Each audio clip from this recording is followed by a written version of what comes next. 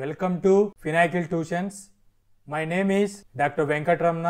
ఈ వీడియోలో mixture types అయినటువంటి true solutions, colloids and suspensions గురించి సపరేట్ గా అడుగుతుంటారు. ఇంటర్వ్యూస్కి వెళ్ళినప్పుడు కానీ, కాంపిటేటివ్ ఎగ్జామినేషన్స్ లో కానీ ఎవరైనా మన ఇంటికి రిలేటివ్స్ వచ్చినప్పుడు నానా ఏం చదువుతున్నారు అని మన అంకుల్ గాని ఆంటీ గాని అడిగారనుకోండి, ఆంటీ నేను సైన్స్ చదువుతున్నాను, దాంట్లో కెమిస్ట్రీ చదువుతున్నానని చెప్పారనుకోండి, వాళ్ళు ఎవరైనా కెమిస్ట్రీ బ్యాక్గ్రౌండ్ అయి ఉండి మిమ్మల్ని ఆట పట్టించడానికి ఇలా క్వశ్చన్ చేస్తూ ఉంటారు.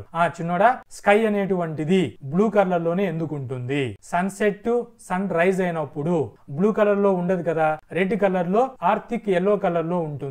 ఎందుకు? రీజన్ ఏంటి అంటే, యాజ్ ఏ సైన్స్ స్టూడెంట్ గా మీరు ఇవ్వవలసిన ఆన్సర్ ఏంటి? Why the sky appears blue అంటే scattering. Due to scattering sky appears blue colour అని మీరు ఆ క్వశ్చన్ అడగంగానే మీ ఆంటీకి కానీ మీ అంకుల్ కానీ ఎవరైతే రిలేటివ్స్ కు మీరు ఆన్సర్ ఇచ్చారనుకోండి, అప్పుడు వాళ్ళు ఏమని మీ పైన క్యాల్కులేషన్ చేసుకుంటారు?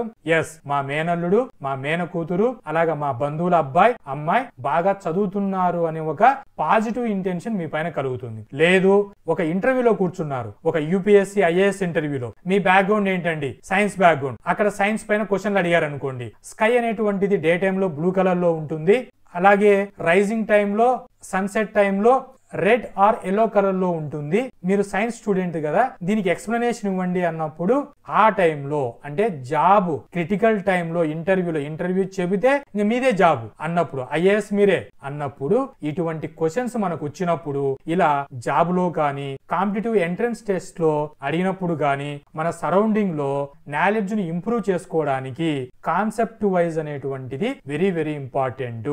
ఇటువంటి అప్లికేషన్ లాజికల్ క్వశ్చన్స్ అనేటువంటివి నేర్చుకోవడం ఇంకా మన స్కిల్స్ ని డెవలప్ చేస్తాయి. So why the sky appears blue అంటే స్కాటరింగ్ ఆఫ్ లైట్ వేవ్స్ అని ఆన్సర్ ఇవ్వండి, సరిపోతుంది. దీని మెకానిజం చూడండి. సన్ నుంచి సన్ రేస్ అనేటువంటివి వస్తాయి. ఈ సన్ రేస్ ద్వారా అట్మాస్ఫియర్ లో మాయిశ్చర్ ఉంటుంది. ఆ మాయిశ్చర్ వాటర్ పార్టికల్స్ అనేటువంటివి లేదా గ్యాస్ పార్టికల్స్ అనేటువంటివి లేదా డస్ట్ పార్టికల్స్ అనేటువంటివి అనుకోండి. గ్యాస్ పార్టికల్స్ అయినా అయ్యొచ్చు, వాటర్ పార్టికల్స్ అయినా అయి ఉండొచ్చు, డస్ట్ పార్టికల్స్ అయినా ఉండొచ్చు. ఈ సన్లైట్ అనేటువంటిది పార్టికల్ టచ్ చేయంగానే పార్టికల్ నుంచి స్కాటరింగ్ అనేటువంటిది జరిగి, ఈ స్కాటరింగ్ జరగడం అంటే ఏంటి? లైట్ అనేటువంటిది తన డైరెక్షన్ ను చేంజ్ చేసుకోవడాన్ని లైట్ స్కాటరింగ్ అని చెబుతారు.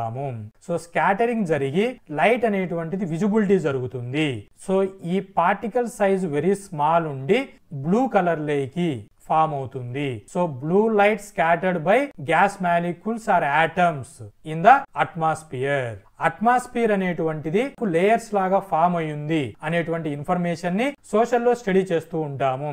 ఇలా ఫస్ట్ లేయర్ ని troposphere, second one stratosphere, third one mesosphere, fourth layer thermosphere, final sphere exosphere. ఇలా లేయర్స్ లాగా డివైడ్ చేయడం జరిగింది కిలోమీటర్స్ డిస్టెన్స్ ను బేస్ చేసుకొని. ఈ లేయర్స్ లో ఉన్నటువంటి గ్యాస్ పార్టికల్స్, ఆ గ్యాస్ పార్టికల్ కి సన్లైట్ అనేటువంటిది రాగానే వేవ్ టచ్ అవ్వగానే స్కాటరింగ్ జరిగి బ్లూ స్కై అనేటువంటిది బ్లూ కలర్ లేకి ఫామ్ అవుతుంది. Hope this information is informative. Thank you.